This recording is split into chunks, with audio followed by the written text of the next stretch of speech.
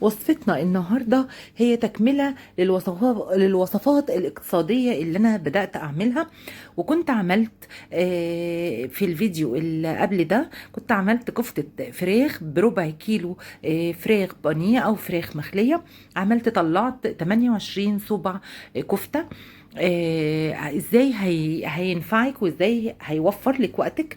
وعملت كمان برضو من ضمن الوصفات الاقتصادية كفتة لحمة مفرومة، كفتة همبرجر من ربع كيلو لحمة مفرومة، عملت 30 صباع كفتة. النهاردة هعمل الكوبيبة.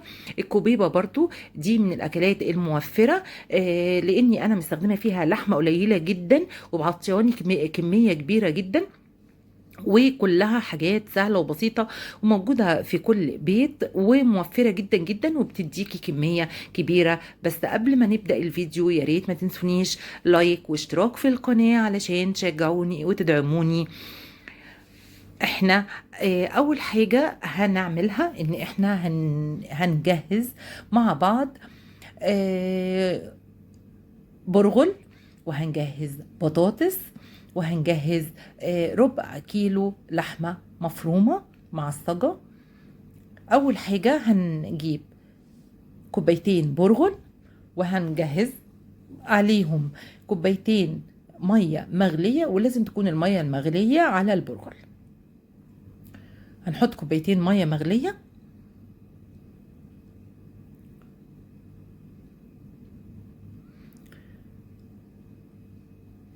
وهنريح البرغل ونغطيه شوية، نديله فرصة حوالي مثلا نص ساعة أو ربع ساعة.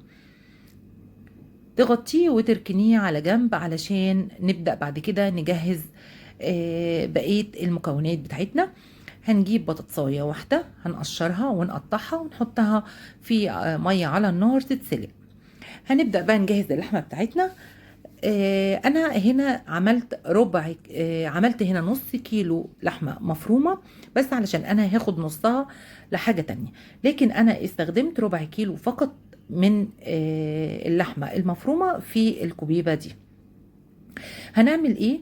اول حاجة هنشمع اللحمة المفرومة على النار من غير اي حاجة، يا دوبك بس تحطي نقطتين زيت. هتشمعيها. يعني ايه تشمعيها؟ يعني تخليها تاخد اللون البني.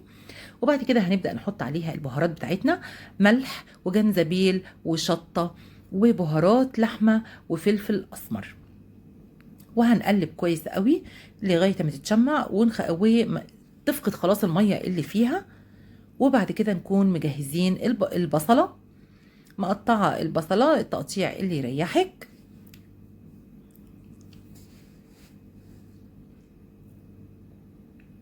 وهتقلبي البصلة مع اللحمة تتشمع برضو شوية.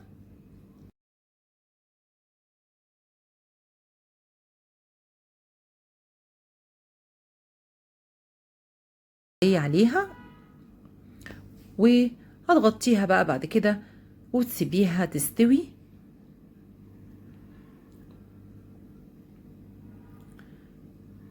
بعد ما تخلص اللحمة بتاعتنا اهي، انا اكون مقطعة بقدونس لقطع صغيرة. ممكن الخطوة دي تستغني عنها، لكن انا حبيت طعم وريحه البقدونس بصراحه فحطيته. طبعا انت ملاحظه ان انا بعد ما شلت اللحمه خالص من على النار علشان البقدونس ما يتبلش فيها.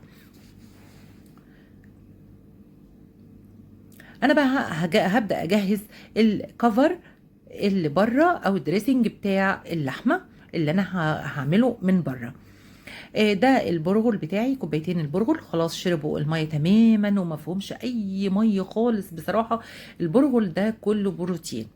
وادي البطاطسايه اللي انا سلقتها على النار، هي اطحنها كويس جدا، ما خليش فيها اي حاجه تكتلات خالص.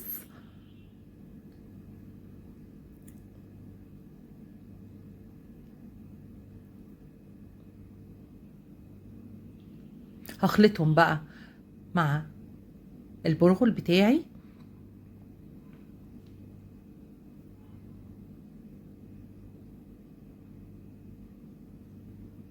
بصلايه مطحونه مبشوره ناعم جدا جدا، وهاخد البصلة واسيب ميتها، اعصرها كده واخد البصلة من غير المية بتاعتها.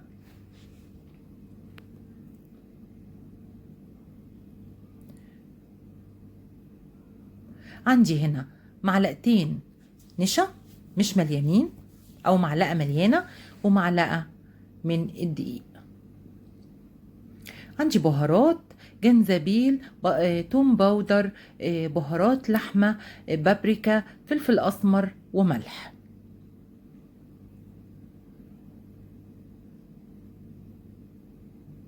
وهحط لكم كل المقادير في صندوق الوصف. صندوق الوصف فين؟ هتدوسي على العنوان هيطلع لك كل المقادير، وهيطلع لك هو ده صندوق الوصف، هيطلع لك كل المقادير وكل حاجة مكتوبة فيه. هنا بقى هنعجن كله مع بعضه كويس، كأنها تعمليها كأنها عجينة. البرغل خلاص بعد ما بيتحط في المية بيبقى بيتعامل زي العجينة. خلاص انا كده عجنته كويس قوي، عجنت كله مع بعضه. وبرده هريحه شوية، لو مثلا هريح برضو العجينة دي حوالي مثلا 10 دقايق، هغطيها واريحها شوية. بعد كده جبته. في الخطوة دي انا هنا عملت حاجة. البقدونس اللي انا حطيته على اللحمة، انا غلطت في حاجة، اني انا البقدونس كان بيشبك في ايدي، فعمل البقدونس بدأ ان هو يبقى عليها من بره كده. بس انا بصراحة كنت حابة البقدونس. انت تقدري ان انت ما تحطيش بقدونس لو انت مش حباه، بس بصراحة هو كان عطيه اللحمة طعم تحفة تحفة تحفة.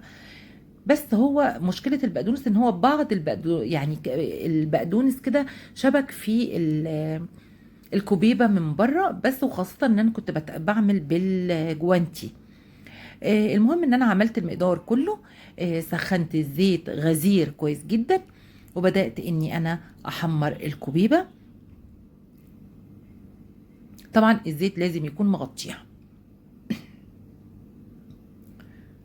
ما بتاخدش وقت على النار، اللحمة مستوية والبرغل ما بياخدش وقت، واهي اتحمرت. تحفة تحفة تحفة، بصراحة بتطلع رائعة. حطيت تاني اهو. النقط اللي هي اغمقت شوية، عطت حمار اغمق شوية، هي دي اللي كان بقدونس وشابك معايا في البرغل من بره. لو انت عايزة تستغني عن البقدونس في الحشوة استغني، بس انا بحب طعم البقدونس وريحته، كان عاطي اللحمة ريحة جامدة حلوة جدا جدا جدا جواها. طبعا انا هنا استخدمت نص كمية اللحمة. انا كنت حاطة نص كيلو مع الصجار، لكن هو انا استخدمت الربع، ربع كيلو فقط. طالعة تحفة تحفة تحفة. الكوبيبة كفة الأسرة، غدوة حلوة قوي قوي قوي في منتهى الجمال. ويا رب لو عجبكم الفيديو اشتراك في القناة وتعليق جميل كده منكم، وإلى اللقاء.